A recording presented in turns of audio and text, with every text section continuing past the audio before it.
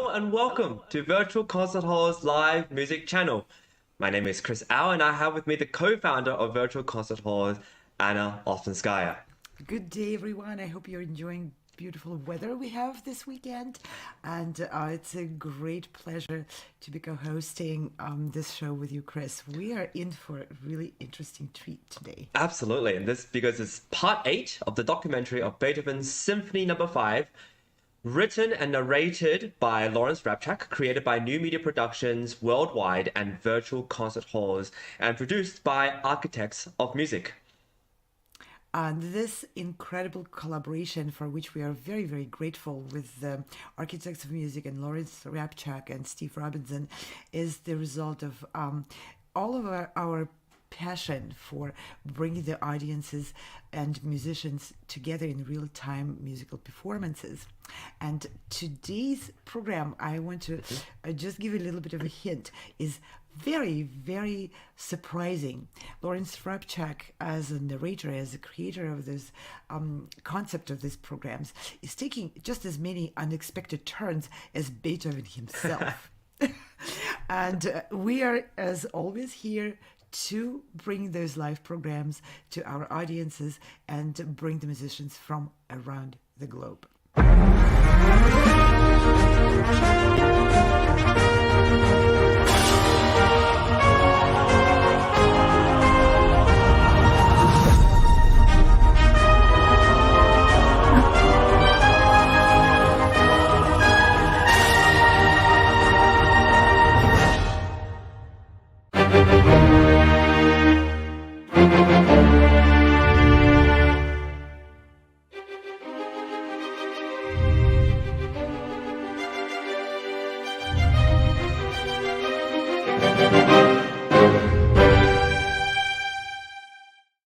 The other sidebar involves the first performance of the Fifth Symphony. One would imagine, or hope, that the premiere performances of Beethoven's new works would have been greatly anticipated and supported in Vienna. And even though his aristocratic patrons continued to support him financially, Beethoven still had to fight it out with the petty bureaucrats and the authorities in order to schedule a major concert in a large public theater.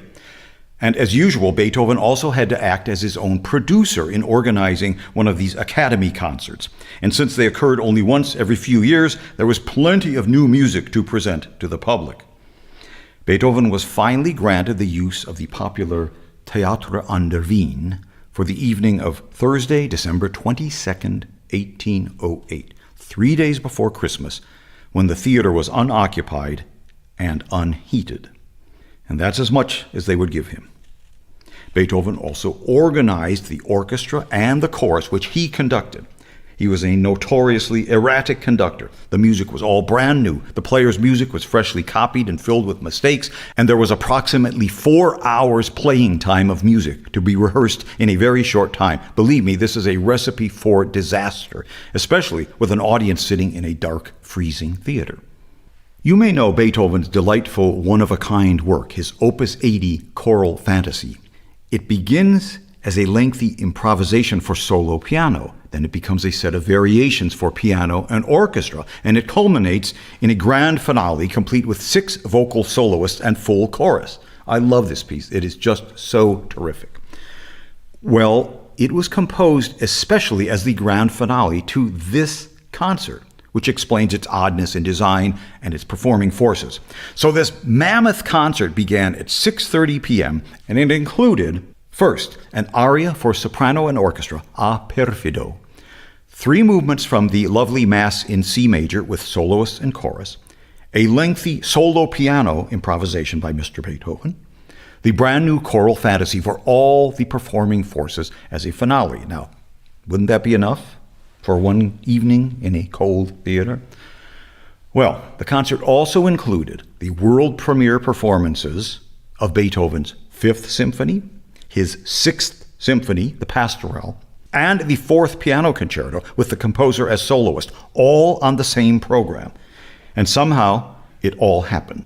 It is almost impossible to imagine what the audience experienced that night. The surviving eyewitness accounts were as supportive as they could be, but the magnitude, the historical significance of that legendary night cannot be overestimated.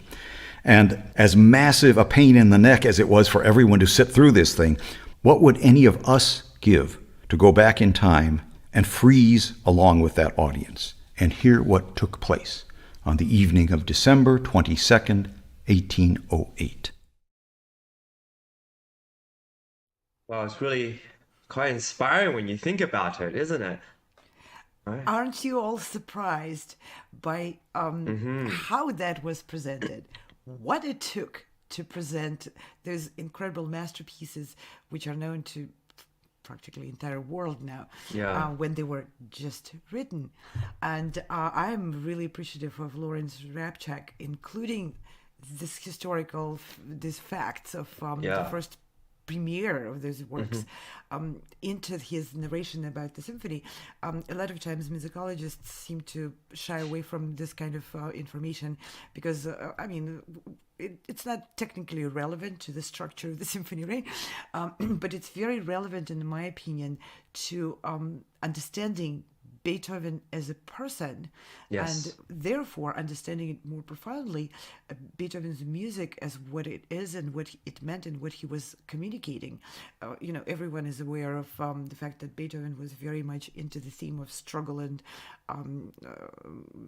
challenges and overcoming challenges, and even the symphony, as we'll see further down, has that theme, that topic explored and stated in certain terms by Beethoven in his last movement.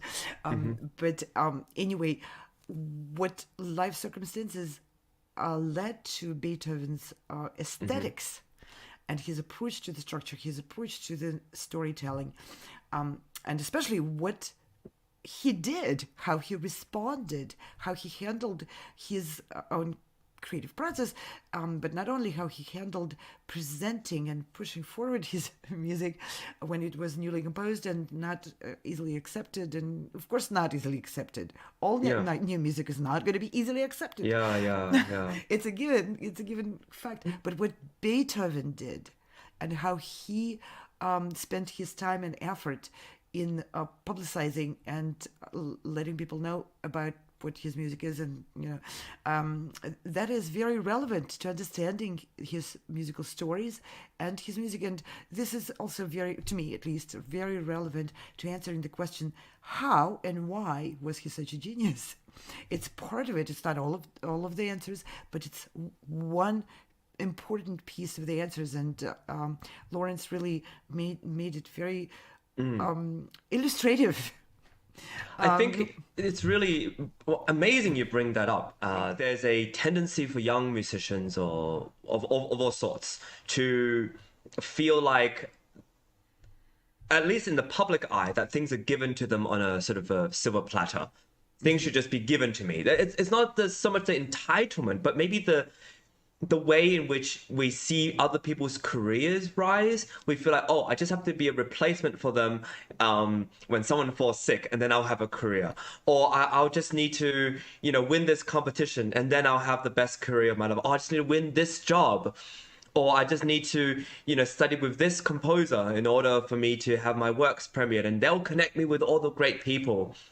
And I think especially with, Leonard Bernstein's biopic coming out, especially when we look at what Larry has to say about Beethoven and these great composers, great icons, great musicians, I think it's a lot of behind the scenes, difficult, challenging work that puts all of this together. It's likened now to a great composer of our day hiring out the Stern Auditorium of the Carnegie Hall and just having 2-3 hours of their own music played and conducted, and he's soloing and he's doing all of that.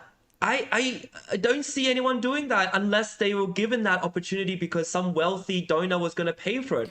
Well, speaking of wealthy donors, where do those appear from? They don't appear from thin air. So Beethoven was a very diligent networker, and he did all and everything that it takes for his music to be presented. Now, Yeah.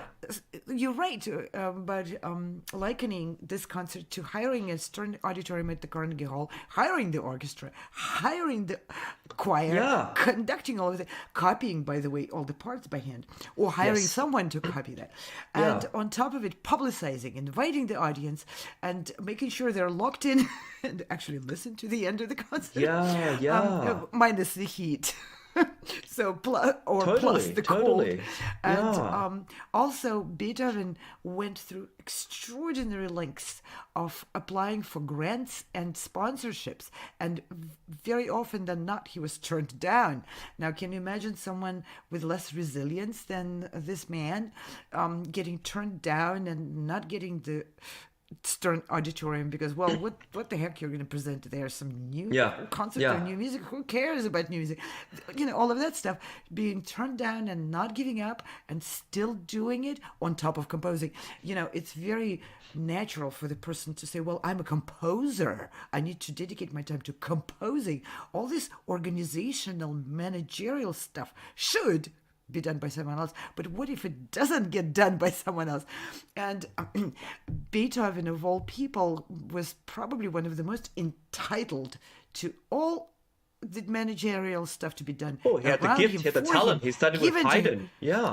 He had all the makings. Yeah, just like Lawrence says, what would we all give today to be sitting in that cold theater and be present in the first performance of Beethoven's Fourth Concerto, played by Beethoven himself? Yeah. How much money would we give, Chris? How much money would you give? It's crazy. And also, don't forget, I think at least this point in his life, he was probably suffering very much from his lack of hearing. That he wasn't, no hearing aids. He wasn't going to be able to fully experience what was going on. I think the sheer thing that probably drove him through it all was will. This determination, this idea that no, this is going to happen, whether I'm deaf or not, whether I'm able to conduct or otherwise, whether I have a chorus or a good piano. I wonder what kind of piano he played that evening for the premiere of the... Was it tuned? Yeah, was it tuned? Was it a Steinway D that's been worked on meticulously by a technician? What was it? What are the circumstances that we don't know that drove this to come? And look at the program. Do you see any other organizational orchestra putting on a program like this today? It's impossible. How much did he have to pay the musicians to play this much of new music, which they've never seen? And of course, there's so much resistance against new music, and it's historic. It's always, it's not only today, it was in Beethoven's time. Oh, you're giving me this stack of sheet music to play tomorrow? And, but he must have believed in his music so much, because if you hear the Pastoral Symphony now and then the Fifth Symphony now, the contrast, but also the brilliance of both pieces. And then the Fourth Piano Concerto, which is arguably one of the most enlightened pieces of music he wrote.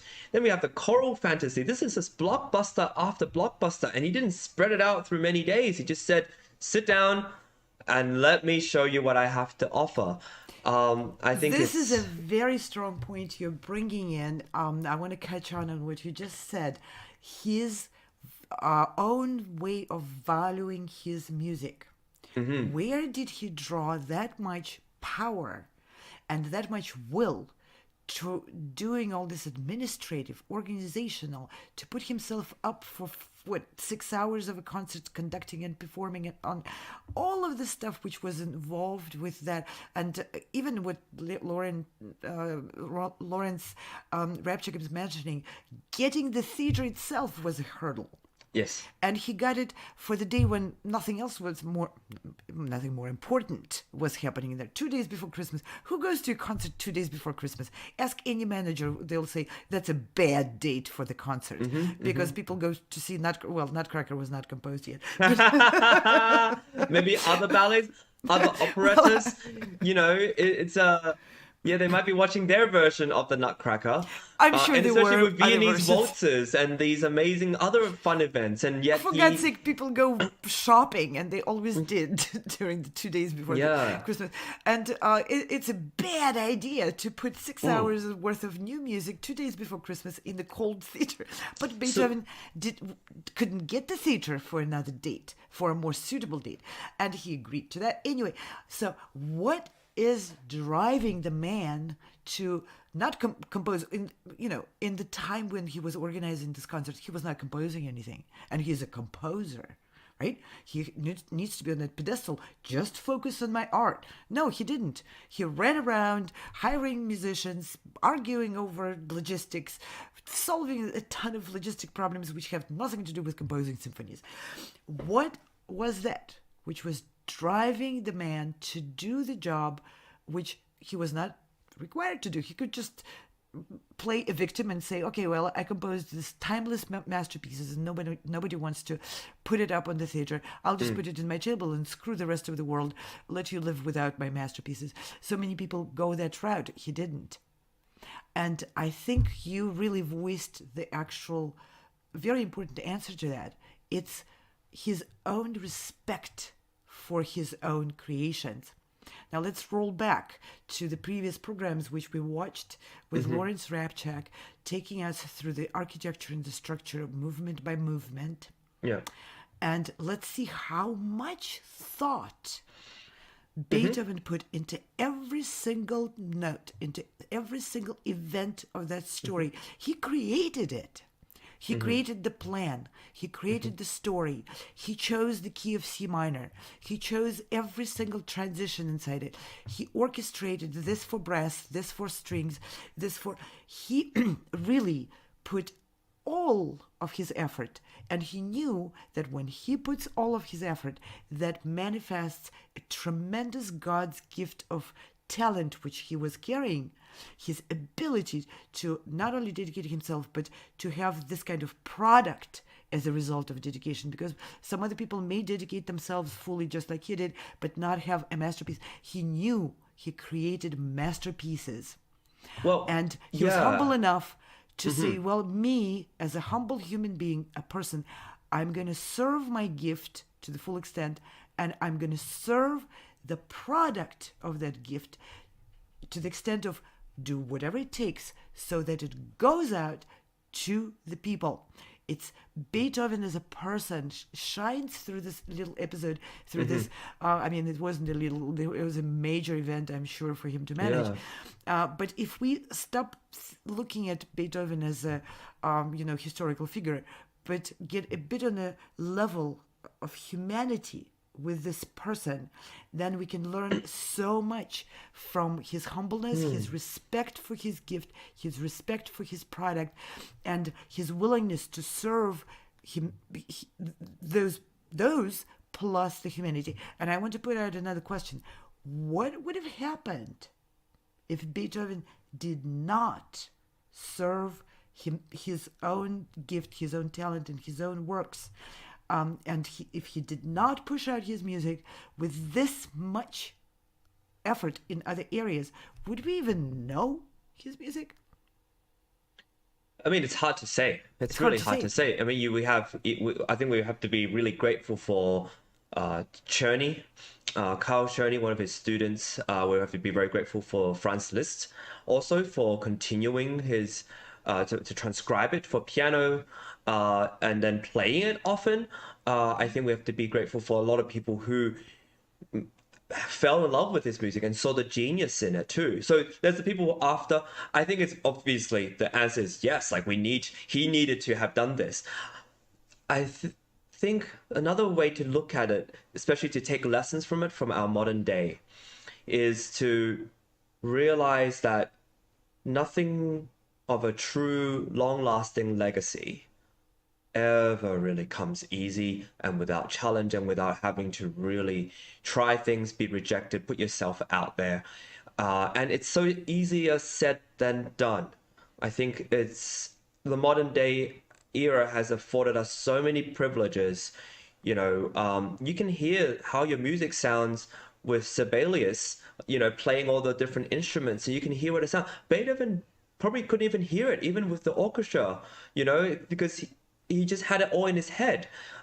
He couldn't really hear well, but also he wouldn't be able to hear, even if he had a perfect hearing, he wouldn't be able to hear what the music sounded like until the first rehearsal. So this realization of what you have to say is massive. And I think we are afforded so many privileges. We're able to stream all over the world and have people hear us. And yet, do we put in the work to really put stuff out there? Do we put in the work to invest in the technology and equipment that's necessary to highlight what we have to say? Do we invest in opportunities and be ready to fail and to be rejected, constantly trying different things? I think there's so many opportunities out there. And I remember people so we have these Carnegie events, when people can play there. And of course there's a fee because nothing comes free these days. And I think a lot about... Never. No, nothing Beethoven comes free. had to pay to rent this hall. Exactly. And I he think had a lot to of... pay for the... Yeah, and I think a lot about how I saw criticism for these sort of models where you have to pay to play. And I think a lot about that. And then I realized if Beethoven had to pay to play, if Beethoven had to pay to get everything there, and of course some of it was his money, but a lot of it, was his own and was sponsored and everything else. But he had to ask for it. He had to ask for it, and also he had to organize every single thing. What's stopping us? And you think of all the other great composers we know, they are the product not of some pure luck or someone handing things on a silver platter, but I think they're a result, and everything, even the sustenance, the sustaining a career requires so much of our own personal effort. And I think ultimately what it is that you have to believe in what you're doing. And I think Beethoven, through his corrections of his own scores, through crossing things out and rewriting, finally getting a product that he truly believed in, I think it's this, a revelation for us. And maybe the reluctance we have for putting ourselves out there is because we don't truly believe in it, and we don't truly believe that people need to hear it. Maybe we have different ideas of what music is, that, no, it's okay, you can hear it if you want to. It's okay if you don't. No, for Beethoven, there was no question about it. Exactly. You sit down, listen to this aria with chorus, you listen to the Mass that I wrote in C major, you listen to the 6th Symphony, the 5th Symphony, the 4th Piano Concerto, and the Choral Fantasy, and then you can leave, and you will be mind blown. But I need you to sit down and hear this because it's a journey, and it's fascinating. In today's world, Beethoven would have been considered a brash imposer, imposing his music on others. An egotistical maniac who wants everybody to sit down and... Yeah. But I would give a lot to be one of those people under his pressure. Sit down and listen to this because I'm going to perform it for you. Yeah. And the only people now these days who are of that sort of mindset, I think, I mean, this is probably, you can correct me if I'm wrong, but I think there are movie makers. You have these Christopher Nolan films that are 3 hours long. We have, trilogies and part 1, part 2s of different movies that are meant for much longer. You have incredible TV series, which people are, in a way, expected to binge because it's a journey. And they're not afraid to slow down the storytelling to get the right details, to get the right writing, to get the right cinematography. And there's uncompromising. And I think I'm very inspired by this. I think that's right. Yeah, I'm not trying to teach anybody a lesson here. I think it's a very inspiring lesson for me to learn. And if I'm afraid of what I have to put out there, it's because I haven't fully invested in it and believed in it. And when I do, then there's no reason for me not to put it out. And I think that's the reason for so many successful people in the industry. I have no doubt Beethoven had lots of doubts about himself as well. Yeah. And that's showing into in the corrections, just like you mentioned, and tons of corrections of the scores and whatnot. And that's very human to have self-doubt. And we all go through that, and I'm sure Beethoven went through that just as much. For sure. But the way he handled it, I firmly believe, is part of who he became as a composer. It's not like he was just riding some, like you said, silver platter or silver train of an incredible talent. He just had to close the eyes and perfect music would flow out. That's a very childish misconception, which just simply doesn't exist. But for him, the process of creation and the time, he just had very high human values in all of it. And he was willing to work as hard as it takes to serve the purposes which he set out to accomplish. And that is a strong lesson. One extra thing, and we can see this because he had piano duels, right? Those piano duels with Clementi, and I'm starting to think that there's an incredible competitive side in him that says, I'm the best, really. I need to show you that. Sit down. This is why I'm the best. Think about the repertoire, the program. Is there any music form that he has? I mean, except for maybe an opera, which he did eventually write, right? But that would be too expensive to put all together too. But there's everything under the sun. There's programmatic music in this Pastoral Symphony. There's piano concerto, so he shows him off as a pianist, soloist with orchestra. There's a solo piano improvisation in there, so people don't forget he was a really genius improviser as well. There's chorus. There's everything under the sun. I think a part of him wanted to make sure that everybody by Christmas knew he was the best in Vienna. Could be. And I don't want to discount that as part of the whole bigger picture. You know, it's that definitely, kind of... I agree with you. There's got to be multiple sources of motivation to move mountains like Beethoven did. You have to say, no, hold on, you guys sit there as an orchestra and play the music I write. I need people who are listening, who I've invited, to realize I'm the best in Vienna at the moment, right? This is my place. Right, I'm not saying this to make him seem like someone who's egotistical necessarily, but it's part of it. I think it's all part of it. It's all part of it. And I think the key element in there, I mean, I'm speaking on behalf of Beethoven, who's a dead man a couple of centuries now. But a big part of it is the general attitude of drawing motivation towards action from whatever that motivation is, whether it's competitiveness, whether it's serving, whether it's respect for his own product, whether it's legacy.